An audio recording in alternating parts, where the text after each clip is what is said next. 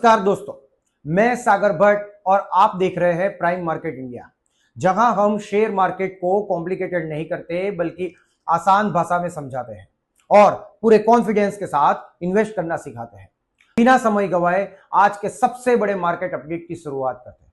दोस्तों, आज अगर मैं आपसे ये कहूं कि आने वाले कुछ वर्षों में क्रूड ऑयल आपको $100 कभी भी देखने को नहीं मिलेगा, उसकी बजाय यही क्रूड ऑयल आपको 50 से $60 की तरफ जा सकता है, तो शायद बहुत से लोग आज मुझसे सहमत नहीं होंगे। लेकिन मैं प्रिडिक्शन पर नहीं बात करता, मैं सिर्फ उन फैक्टर्स पर बात कर रहा हूं जो आने वाले समय में क्रूड ऑयल की कीमतों पर प्रेशर बना सकते हैं। तो आइए आज हम लोग मिलकर एक एक करके इन सभी कारणों को विशेष तरह से समझते हैं। सबसे पहला कारण, ओपीईसी लगातार प्रोडक्शन बढ़ाने के संकेत दे रहा है, लेकिन सवाल यह है कि ओपीईसी ऐसा करेगा क्यों? क्योंकि ओपीईसी प्रोडक्शन कम करेगा तो अमेरिका, ब्राजील, कनाडा और दूसरे ऑयल प्रोड्यूसर्स जो है वो उसका शेयर छीन सकते हैं। यानी आज लड़ाई सिर्फ ऑयल की कीमत की नहीं है बल्कि ग्लोबल मार्केट शेयर की भी है। मार्केट में सप्लाई बढ़ती है तो इकोनॉमिक्स का एक बहुत ही सिंपल रूल है दोस्तों कि अगर डिमांड उसी गति से नहीं बढ़ती तो प्राइस पर प्रेशर देखने को कंपलसरी मिलता है। अब इसके दूसरे कारण की ओर चलते हैं। यूएई लगातार अपनी प्रोडक्शन कैपेसिटी को बढ़ा रहा है। पिछले कुछ वर्षों में अगर देखने जाए तो यूएई ने ऑयल प्रोडक्शन बढ़ाने के लिए अरबों डॉलर इन्वेस्टमेंट किया है। हाँ जी दोस्तों, लेकिन ऐसा क्यों? क्योंकि हर ऑयल प्रोड्यूसिंग कंट्री अपनी हिस्सेदारी बढ़ाना चाहती है। अगर दुनिया ज्यादा ऑयल प्रोड्यूस करेगी तो कंपटीशन भी और भी ज्यादा बढ़ जाएगा। हर एक कंट्री से कंपटीशन मिलेगा और कंपटीशन का मतलब यहां पे सबसे बड़ा असर होता है उसकी कीमतों पर। बस वही सबसे बड़ी वजह है कि कई एनालिसिस मानते हैं कि अगर सप्लाई लगातार बढ़ती रही तो क्रूड ऑयल की बड़ी और लंबी तेजी अब सीमित हो जाएगी। चलिए अब तीसरे कारण की ओर चलते हैं। सऊदी अरेबिया भी कई मार्केट में कॉम्पिटिटिव प्राइसिंग और डिस्काउंट देने को तैयार है। दोस्तों, जब कोई प्रोड्यूसर डिस्काउंट देकर प्रोडक्ट बेचने लगे तो उसका मतलब होता है कि वह अपने कस्टमर को किसी भी कीमत पर अपने साथ बनाए रखने के लिए तैयार हो गया है। यानी अब फोकस सिर्फ हाई प्राइस पर नहीं है बल्कि लॉन्ग टर्म मार्केट शेयर पर भी है। वो किसी भी कीमत में अपने बायर्स को छोड़ना नहीं चाहते। और जब दुनिया का सबसे बड़ा ऑयल एक्सपोर्टर डिस्काउंट देना शुरू करे तो मार्केट को उस सिग्नल को बड़ी गंभीरता से लेना चाहिए कि आखिरकार ऐसा हो क्यों रहा है। चौथा और महत्वपूर्ण कारण समझते हैं। रशिया की तरफ से भी प्रोडक्शन और सप्लाई बढ़ने के संकेत मिल रहे हैं। दोस्तों, जी हां, रशिया दुनिया के सबसे बड़े ऑयल एक्सपोर्टर्स में एक है।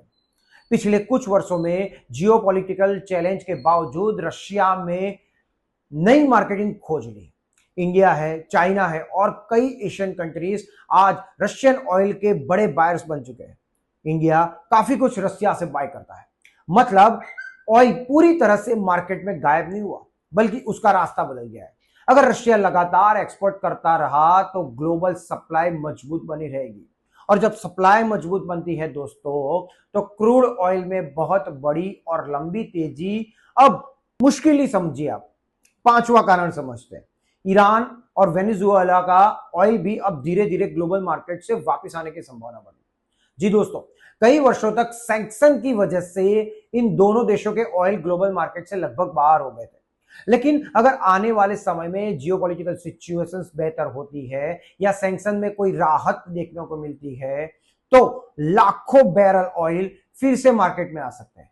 यानी कि फिर से सप्लाई और बढ़ सकती है और जब सप्लाई बढ़ेगी तो उसका फिर से वही रीजन होगा कि उसका असर तुमको प्राइस पे देखने को मिलेगा। अब स्वाभाविक है ये असर प्राइस के ऊपर टोटली डिपेंड करेगा। छठा कारण समझते हैं दोस्तों। दुनिया अब सिर्फ क्रूड ऑयल पर निर्भर रहना नहीं चाहती, उसे कुछ और भी करना है और यही इस पूरी कहानी का सबसे बड़ा बदलाव है। आज चाइना को देख लो, यूरोप को देख लो, अमेरिका की नीति को देख लो और इंडिया के डेवलपमेंट को देख लो। लगभग हर बड़ा देश रिन्यूएबल एनर्जी है पर अरबों डॉलर है इन्वेस्टमेंट कर रहा है। उसमें सोलर एनर्जी है, इलेक्ट्रिक व्हीकल्स है, बैटरी स्टोरेज है, ग्रीन हाइड्रोजन है, वाइंड एनर्जी है।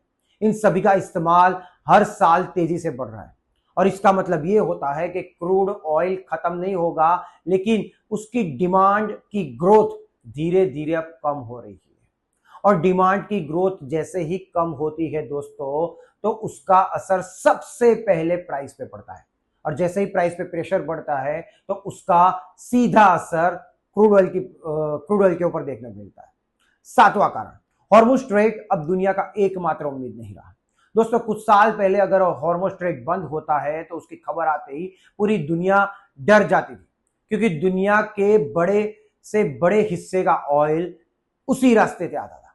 लेकिन आज कई देशों ने ऑल्टरनेटिव शिपिंग रूट्स भी खोद निकाले हैं, अलग अलग सप्लाई चेन्स तैयार करी है।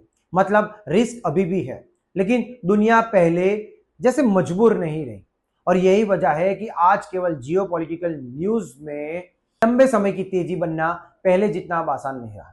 लेकिन दोस्तों एक बात हमेशा याद रखना, मेरे कहने का मतलब ये नहीं है कि क्रूड ऑयल कभी भी ऊपर नहीं जा सकता। दोस्तों अगर कोई बड़ा मिडिल ईस्ट में गंभीर तनाव आता है या कोई बहुत ही बड़ा वॉर हो जाता है तो जिसका असर सीधा सप्लाई शॉक पर आता है, उस केस में अगर देखने जाए तो क्रूड ऑयल एक बार फिर से तेजी दिखा सकता है। लेकिन अगर दुनिया सामान्य रहती है तो लॉन्ग टर्म में प्रेशर बने रहने की संभावना अब इतनी ज्यादा दिखाई नहीं देती। दोस्तों तो भारत को इसमें सबसे बड़ा क्या फायदा मिल सकता है? एक तो इंपोर्ट बिल कम होगा, इन्फ्लेशन नियंत्रण में रहेगा और कई भारतीय इंडस्ट्रीज को भी इसका सबसे ज्यादा लाभ मिलेगा। लेकिन अगर कोई बड़ा युद्ध या सप्लाई शॉक आता है तो क्रूड ऑयल में तेजी भी देखने को मिल सकती है। ये एक्सेप्शनल केस है, इसलिए प्रिडिक्शन पर नहीं, फैक्ट्स और लॉजिक पर ही भरोसा रखिए। दोस्तों हो सकता है कि आने वाले 10 से 20 साल भारत के लिए एक गोल्डन पीरियड साबित हो, और जो होने के चांसेस बहुत ज्यादा है, क्योंकि इंडिया आज सबसे बड़ी इकोनॉमी बनने जा रहा है। अगर आपको भी ये एनालिसिस पसंद आया दोस्तों तो वीडियो को लाइक जरूर कीजिए, अपने दोस्तों के साथ शेयर कीजिए और प्राइम मार्केट इंडिया को सब्सक्राइब जरूर कीजिए। दोस्तों प्राइम मार्केट इंडिया में शेयर मार्केट को हम मुश्किल नहीं बनाते, उसे आसान भाषा में समझाते हैं और पूरे कॉन्फिडेंस के साथ इन्वेस्ट करवाते हैं। ऐसी ही और मजेदार अपडेट्स और नए न्यूज के साथ एक बार फिर से आपके सामने हाजिर होऊंगा। तब तक के लिए धन्यवाद।